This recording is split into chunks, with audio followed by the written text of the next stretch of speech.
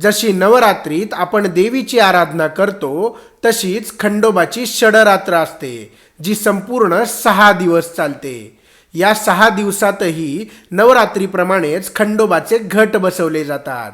पण हे घट बसवण्यामागे नक्की रहस्य तरी काय? तर झालं असं, पूर्वी मणी आणि मल्ल नावाचे बलशाली राक्षस होते, ज्यांनी पृथ्वीवरील 3ही लोकांमध्ये आणि देवी देवतांमध्ये भीतीचे वातावरण निर्माण केले होते.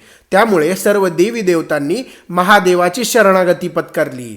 तेव्हा महादेवांनी मार्तंड भैरवाचा अवतार धारण केला आणि याच रूपाला खंडोबा असे सुद्धा म्हणले जाते. खंडेरायांनी येळकोट सेनेसह मणी आणि मल्लाविरुद्ध प्रचंड युद्ध केले, जे युद्ध सलग 6 दिवस चालले आणि सर्वात शेवटी खंडेरायांनी मणी आणि मल्लाचा संहार केला.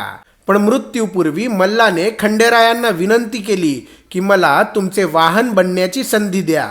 खंडेरायांनी त्याची ही विनंती मान्य केली आणि मल्लाला घोड्याच्या रूपात आपले वाहन म्हणून स्वीकारले आणि म्हणूनच खंडेरायांना मल्हारी असे सुद्धा म्हणले जाते. युद्ध संपल्यावर सर्व भक्तांनी आणि देवी देवतांनी खंडेरायांवरती चाफ्याच्या फुलांचा वर्षाव केला आणि म्हणूनच या दिवसाला चंपाषष्ठी असे सुद्धा म्हणले जाते. जर पुरुषांनी या 6 दिवसात खंडेरायांची सेवा केली तर त्यांना विशेष लाभ मिळतो असे सुद्धा मानले जाते आणि म्हणूनच या 6 दिवसांच्या षडरात्रीत खंडेरायांची विशेष सेवा केली जाते.